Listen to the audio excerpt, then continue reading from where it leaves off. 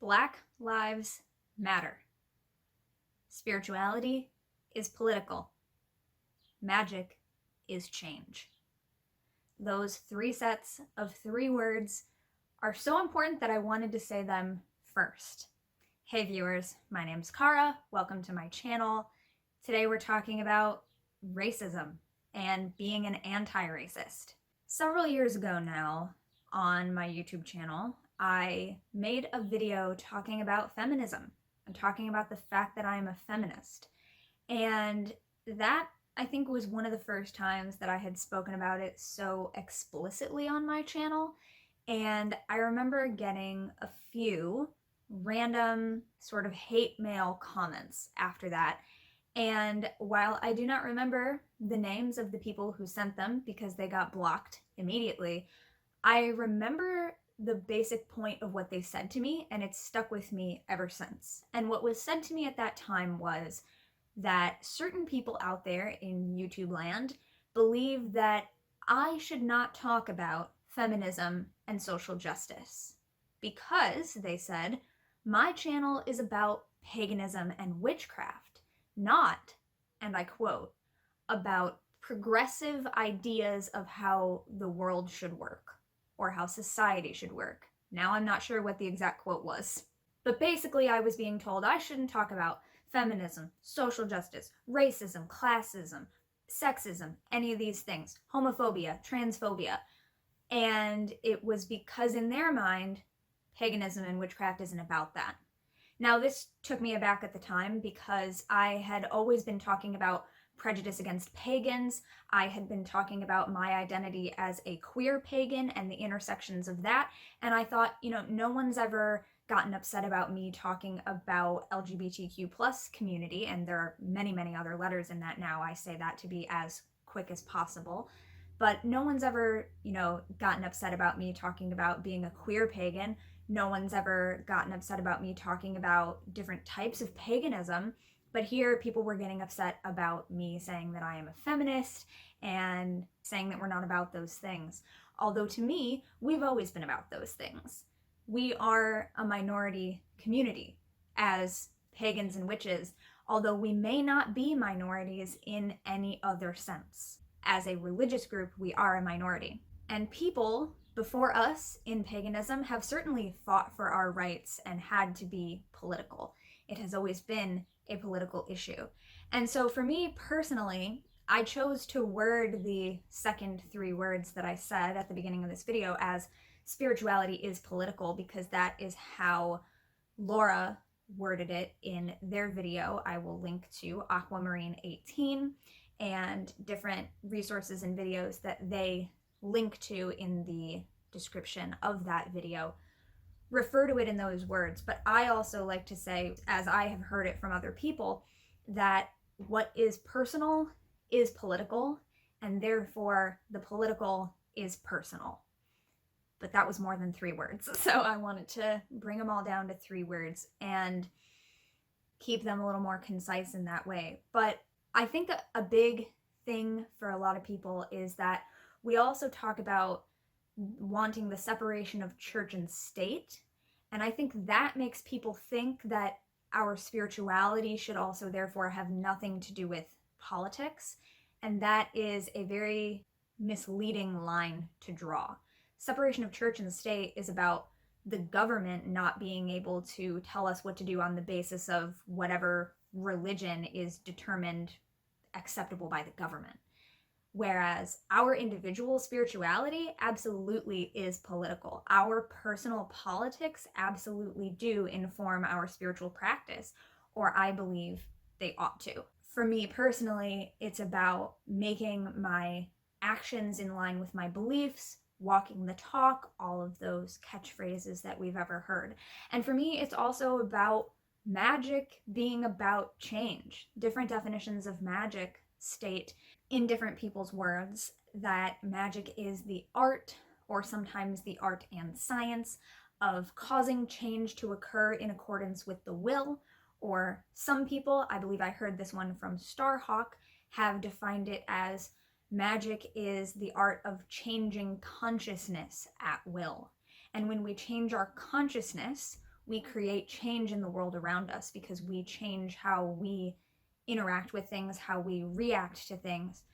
And so for me, those few seemingly random comments on my channel from people who otherwise had fully supported me when I was just talking about paganism and witchcraft, those few comments telling me that some people out there think we shouldn't be talking about any of these issues because we're talking about paganism and witchcraft, that has stuck with me, and that has bothered me, and it has lit a fire under me in ways as well, because what that told me was that if there are people out there doing magic, which is all about creating change, who really in their personal or political lives are only trying to maintain the status quo and are really content with what's going on currently, which I can't believe most people are, unless they are directly in agreement with systemically oppressive qualities of this system, unless they are in agreement with racism and classism and sexism and transphobia and all these things. I can't imagine why anyone would be okay with what we have now. But if we are okay with things in our lives on a personal level, we tend not to do magic. And so for me, it's also related to that magic is about change. And if we didn't want change, we very likely wouldn't do magic, because that's what it's all about, is creating change. And so for me, my spiritual path absolutely is political. And it did take me a while to realize that. I was not raised to think that I was a political person. I was raised thinking that politics was all just about the stuff that we learn in our government class. It was about old white men making decisions about like who should be the senator or who should be in the House of Representatives. And I thought it had nothing to do with me. And that's because our education around that is so terrible that I honestly didn't comprehend how our legal system, how our judicial system, how politics affect each and every one of our personal individual lives. So I understand why some people might not get that yet, because I certainly didn't either. It wasn't until I was not only identifying as a witch and a pagan and reading about how our pagan elders, as we may call them, people who came before us in the community who really did the work and laid the groundwork, wrote the letters, got the legislative changes, took things to court to get our rights for various things. Even just reading about that at first didn't click it into my mind, It wasn't until I had all of that background already and then came out as bi.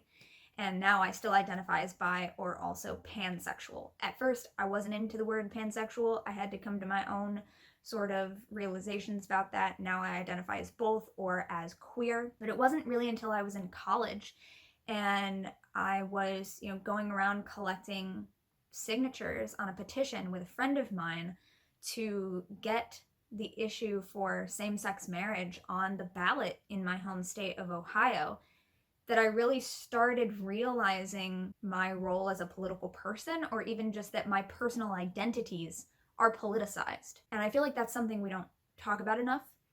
And so those few random comments, as I said, if anything, those comments pointed out that if people who had been watching my channel, following my content, supporting my content for any amount of time without realizing that I do care about social justice issues, then that meant that I wasn't being loud enough about them.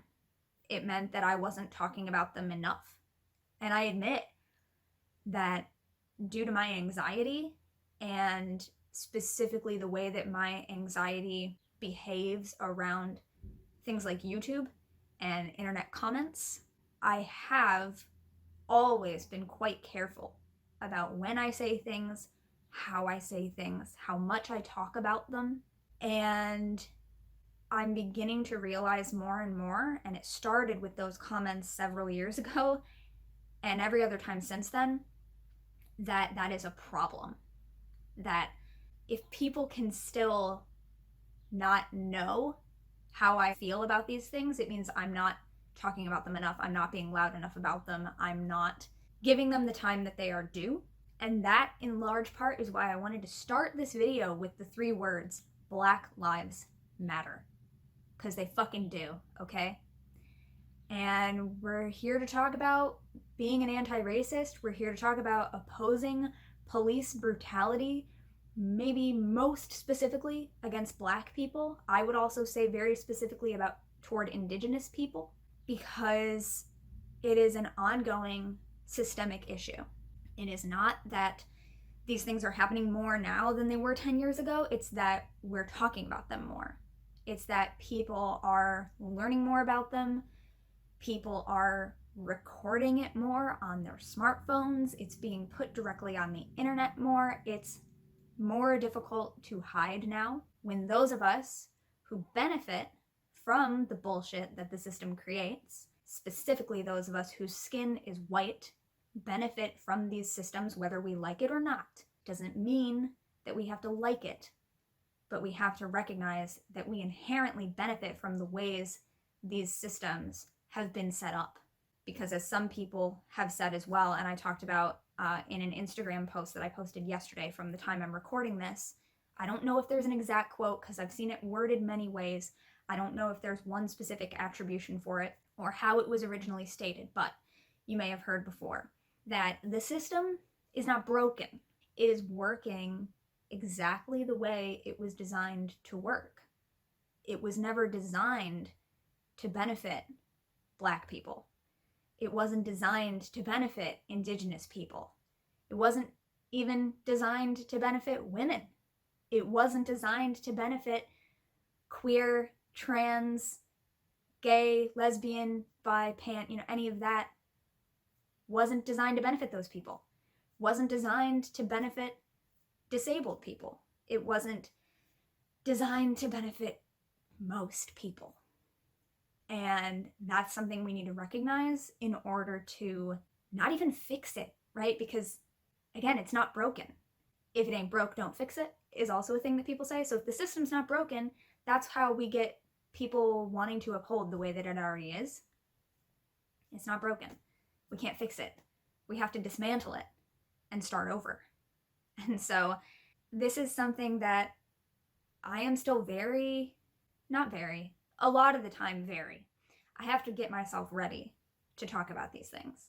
So like right now I'm not but a lot of the rest of the time in my life I am very uncomfortable getting ready to talk about these issues. But it should be uncomfortable. It shouldn't be easy to talk about the horrendous things that are happening every day, all around the world, mind you. This is not just an issue in the United States. It's a systemic issue throughout the world. It should be uncomfortable if we're doing it right. Because it also doesn't mean pretending that I'm perfect or that any of us are perfect. It doesn't mean pretending that we've had nothing to do with it, or because we don't like the benefits we get from it, we're therefore exempt from caring about it. Having to recognize that we have a role to play in this. And that role starts with challenging ourselves, challenging the racism that we have learned, that we have been taught by the system, by our society.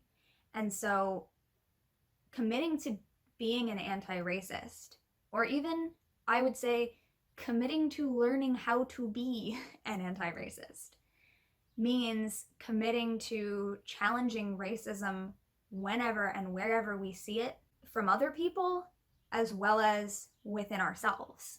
And that will happen because we've been raised in this society that has been designed in a certain way. None of us are really outside of that. That work is uncomfortable and will be uncomfortable if we're doing it right. We will feel called out.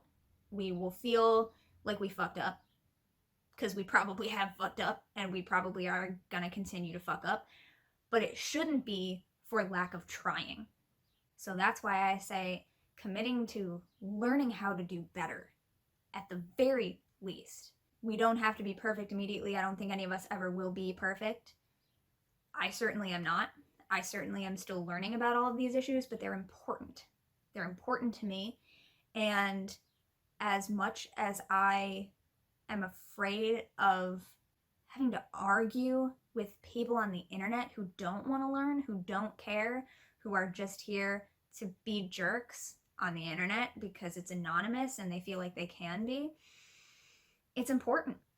And I'm gonna link to actually an Instagram TV video, an IGTV video that was posted this past week by Sonia Renee Taylor. I found it because someone else I follow shared it, and I'm gonna share the link in the description of my video as well below so that you can watch it too, because Sonia's words really kind of busted my heart open in a way that was necessary, especially the part where Sonia says there is a difference between fear and danger.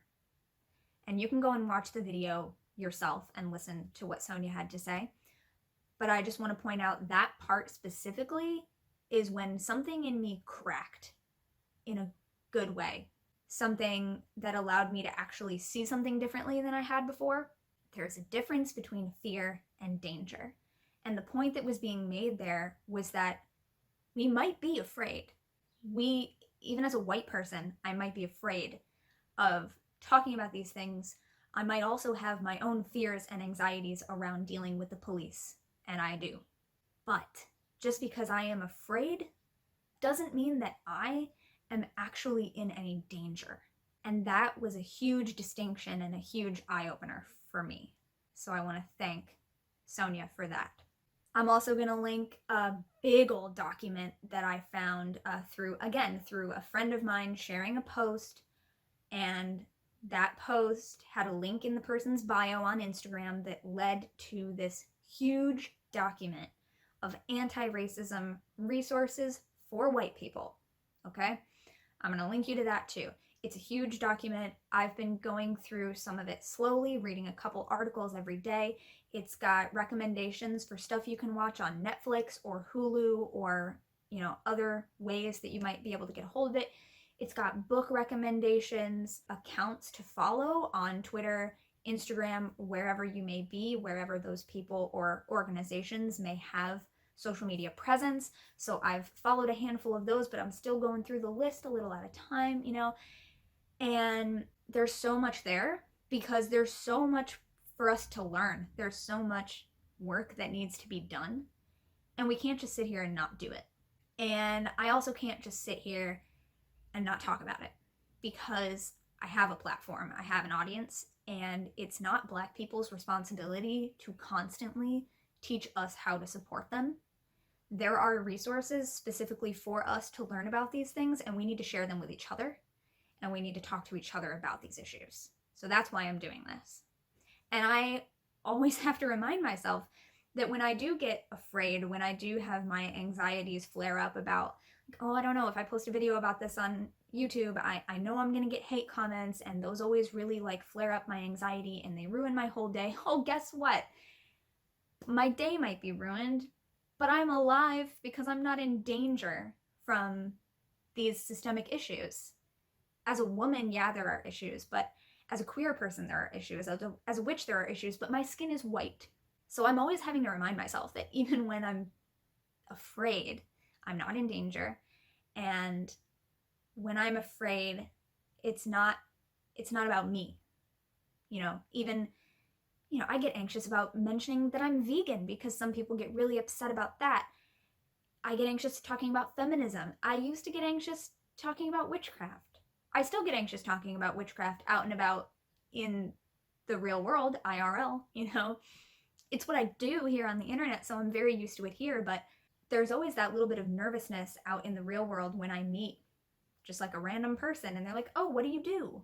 And in the split second before I decide whether I'm going to say I work at a witchcraft museum, or I teach witchcraft for a living, or I educate about paganism and witchcraft, whatever, in that split second, I'm afraid because I don't know what that person's going to say. But especially in cases where I'm talking about the systemic oppression of other people, other beings than myself, I have to remind myself it's not about me, it's about the issue. It's about those other beings and their lives that are daily endangered. So it can't just be about me. It can't just be about us. It can't be about my own comfort, not while people are dying every fucking day. I can't just sit here and not talk about it. We can't do that anymore because that's what enables it to keep happening. We have to use the privileges that we do have. We all have intersections of some of our identities might be minority identities, like I said, as a witch, as a queer person, as a woman, but some of our identities might also be majority identities, being a white person. We have to use the privileges that we do have to dismantle systems of oppression, racism, transphobia, classism, homophobia, sexism. We have to talk about these things. And in many cases, these things are connected. Trans people of color are being killed at alarming rates as well. Some by the police, some not by the police. But there is an intersection there of how Black people are treated and how trans people are treated and how Black trans people are treated, or people of color in a larger sense, and trans people and queer people of color. QTPOC stands for queer and trans people of color. QTBIPOC, if you've seen that, that stands for queer, trans, Black, indigenous people of color. Even in the LGBT plus community, the different letters are attempting to draw attention specifically to different people. So the most extensive version that I know that some people use is 2S LGBTQIA+. Some people double some of those letters, but some of those letters already can stand for multiple things as well. So that stands for two-spirited, lesbian, gay, bisexual, transgender, queer, questioning, intersex, asexual, and allies. Plus, because there are still many, many more. But if you see people using those acronyms, it's because they are attempting to specify some of these intersections and some of these minority identities that are being especially affected. And if you don't know what something like that means, Google it. That's what I've had to do. Often you will find the answer. We have to talk about these things. And in the spiritual community, maybe we could say as a whole, in the pagan witchy community, one of the biggest ways that we silence people from talking about these important issues is by shutting it down as saying that it's putting out bad vibes. Okay, so we like to say good vibes only, and some of us maybe don't even realize it when we're saying it, but what we're saying is, I don't want to talk about the negative things that are happening in the world. I would rather ignore them and go on doing whatever I'm doing, right? People think that talking about oppression is a bad vibe. I'm going to tell you right now, oppression is the bad vibe, okay? Racism is the bad vibe. Talking about anti-racism, talking about how to challenge and dismantle the systems that make that bad, negative shit possible, that's a good vibe. You know what's a good vibe to me? Dismantling systemic oppression. You know what's a good vibe to me? Tearing down that tower. I posted on Instagram about talking about anti-racism as it relates to the tower card in the tarot and what that card means to me. Dismantling systems of oppression is a good vibe, my friends, okay? So if you're a bigot in any way, shape, or form, that's not a good vibe. Silencing people who want to talk about these issues, shutting them down, however we may be doing it, that's not helpful. That's not supporting. I have seen it happen in the spiritual community.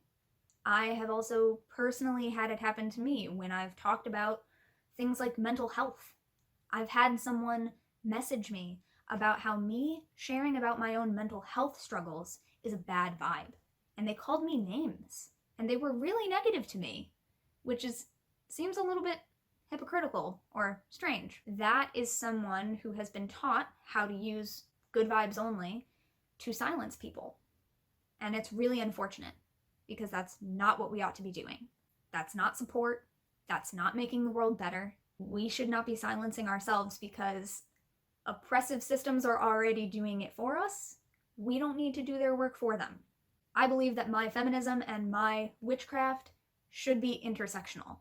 And what that means briefly in my own words, and again, you can also Google this, you can find tons of resources about this type of thing, but what that means in my words is that my stance as a feminist, and also what I do within my spiritual path and practice, my witchcraft and my paganism, can't just benefit the majority identities.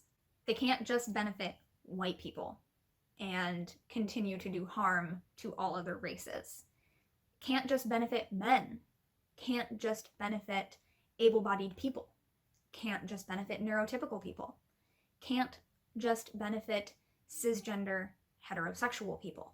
To be intersectional means that we are keeping in mind the intersections of all these different identities and how oppression against them connects, how it hits each community and each intersection of communities differently. It means recognizing that just because I have a certain set of identities that are mine doesn't mean that I automatically know the entire lived experience and how these things affect someone else who might share some of my identities but not all of them. And a big thing, Pride Month is right around the corner. Gay Pride Month, LGBTQ plus Pride Month, whatever you may call it. Pride Month is right around the corner here, June. Some of us had already heard, seen around online a warning that there are people who are planning to start posting some severely harmful and triggering anti-trans, anti-gay, anti-queer, all kinds of stuff. And so to me, activism and talking about these issues, my role as a member of the queer community is a huge part of that as well. And something that I loved seeing this past week, I don't have the exact quote on me right now, and I don't have a link for the original, but I can put the image up here for you, was a tweet where someone was reminding us that the Stonewall Uprising was a series of violent protests that led to the gay rights movement, and that are the reason we have LGBTQ rights today. Similarly, in the pagan community, there are people who have come before us who have done the groundwork, who have written the letters, made the phone calls, showed up at state capitals. They've done beautiful rituals as protests. They have marched in the streets. They have directly gone to court to support people in various issues that come up within the judicial system because of them being pagan, because of them being witches, and there are still issues to this day with that. I'm not saying they're the exact same thing. I'm saying these are reasons that we as a spiritual community and as people who identify as pagans and witches should be able to identify with why protests matter, why saying Black Lives Matter matters, why saying trans lives matters. We should be able to understand how we are affected by politics and we affect politics. It's supposed to serve us, and where it doesn't, we need to change that actively. And it's not enough to just say, I'm so sorry for the things that are happening. We need to also recognize the issues that are continually going on, and we need to have some sort of commitment to opposing them. Now, right now there's a pandemic, and we are practicing social distancing, and so my partner and I have not gone and participated in in-person protests. That doesn't mean there's nothing else we can be doing. Another great resource that I will put on the list when I talk about book recommendations and things, and I think I'm actually just going to add a list to my blog, so maybe I'll just link you to the list on my blog where I'm going to be putting a bunch of resources. One of them, though, I would say is David Salisbury's book, Witchcraft, Activism, that I read and did a video about here on this channel last year, because in it, David talks about how activism is not just going out and marching in the street. It's also making phone calls. It's also writing letters to local and federal representatives. It's also donating when you can. It's getting the word out there about these issues. It's centering voices that need to be heard. It's using our own platforms to reach our audience about the work that we need to be doing together as white people. It's so many more things than just marching with a sign. And so if that's not something that you can do right now or ever, it doesn't mean that you can't be an activist. It doesn't mean that you can't do your part in creating change. And again, as people who believe in magic, as people who are practitioners of magic, we believe in creating change. And if we say that we believe in magic and we believe that we can change the world, and then stuff like this happens and we think, well, we can't change it, then what kind of mixed signals are we sending the universe? What are we saying to our magic? What are we doing to our power? We're diminishing it. We're silencing it. We are confusing it. One minute we say we believe in these things and we believe that we have power to create change. And then we don't do these other things. We don't take a stand for what we believe in. I'm not saying it's easy. In fact, I'm telling you it's fucking hard. And it was even hard for me to figure out what I wanted to say in this video or how. And I'm doing it. And I am still very much learning how to be an activist. I am learning how to be an anti-racist. I have a book downstairs, Ibram X. Kendi's book, How to Be an Anti-Racist. I haven't read it yet. I'm still learning, but I have it. My partner and I are going to read it. We're going to talk about it together. My partner has read the new Jim Crow. I've also heard that White Fragility is a highly recommended book. So again, a lot of these are going to be on that list of anti-racist resources for white people that I said I will link below. A lot of these books are recommended on there. My partner also has another book. It's a Black Lives Matter memoir called When They Call You a Terrorist. I'm looking forward to reading that as well. As you know, I'm always reading a billion things, and I've been having a lot of trouble even focusing on reading anything during pandemic. I haven't gotten through as many books as I normally would have by now. I would normally be just devouring these books left and right. But, you know, I have the resources, I have articles to read, I have things to watch, I have people to listen to. We have the resources. White people, we have the resources. We need to be using them. We need to be sharing them with each other. This is ongoing work. And I know that my energy is best served using my platform to reach who I can, but not expending it on people who are not willing to learn. So if you want to learn how to do better, I highly recommend starting with all of the resources that I'm going to be linking below, and the resources and other videos and things that were linked in the description of Aquamarine 18's video, which I'm also going to link below. I know other people who I watch on YouTube have been talking about these issues as well. You can find people talking about them, but it's also mainly about taking it upon ourselves to read the books, watch the movies, watch the documentaries, read the articles, follow the accounts that are telling you about the current events that are going on. Signing petitions, that's something that is so easy to do online, you know, so it's about taking it upon ourselves to actually take some kind of action. And if you want to couple that with magical action, oh hell yeah, do that.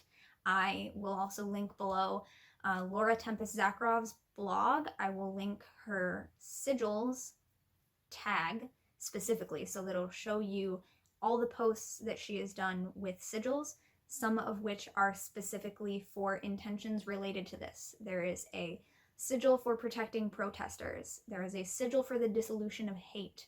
There are all kinds of things. And in the blog post itself, you can see the individual intentions and symbols that went into it, because knowing the full background of how it was created is necessary for using it for collective work. Yes. Please, as practitioners of magic, we should be using that also as a tool, as a resource to help us in doing this work. If you already have a relationship with a deity who is related to justice, call upon their help. If you read the tarot, I highly recommend working with the Tower archetype around these concepts of dismantling systems. There are many other ways that you can incorporate magic, and that's also why I like David Salisbury's book, Witchcraft Activism, because it's about that intersection between being an activist and being a witch, and how magic can inform our activism, and how activism can inform our witchcraft. So I just want to close this video, which is longer than I thought it was going to be, but honestly, hi, welcome to my channel, by reaffirming the three things that I said when we started. Black Lives Matter, Spirituality is political, and magic is change. And I also want to say, I support the active dismantling of systemic oppression everywhere. Systemic racism, transphobia, trans exclusion, white supremacy, police brutality, as well as all forms of injustice. And I am committed to trying, and I'm committed to learning how to do better at all these things. I am not coming to you saying I am perfect and I never make any mistakes anymore. If I mess up, it's never going to be for lack of trying, and I'm committed to showing up. If you have additional resources to share for people to learn about anti-racism and supporting other marginalized communities, please share those resources. Racist, sexist, transphobic, homophobic, etc. comments are never tolerated in my comments section. This video is no exception to that. It is never acceptable. If you don't support these ideas, you do not have to watch my videos, and you are free to educate yourself on your own time if you choose to do so. It will not be my responsibility. It will not be anyone in my comments section's responsibility to change your mind, to prove anything to you. That is not our job, and it is not the job of Black people. It is not the job of Indigenous people. It is not the job of queer people. It is not the job of any marginalized community to prove to you why you should respect their worth as a person. Other than that, again, to me, opposing oppression and opposing bigotry is a good vibe. So if that's your idea of a good vibe, you'll probably do pretty well here. Thank you very much for listening. Thank you for watching. And I will see you next time. Until then, don't forget to be awesome. Don't forget that being racist is definitely not awesome. Blessed be, and goodbye.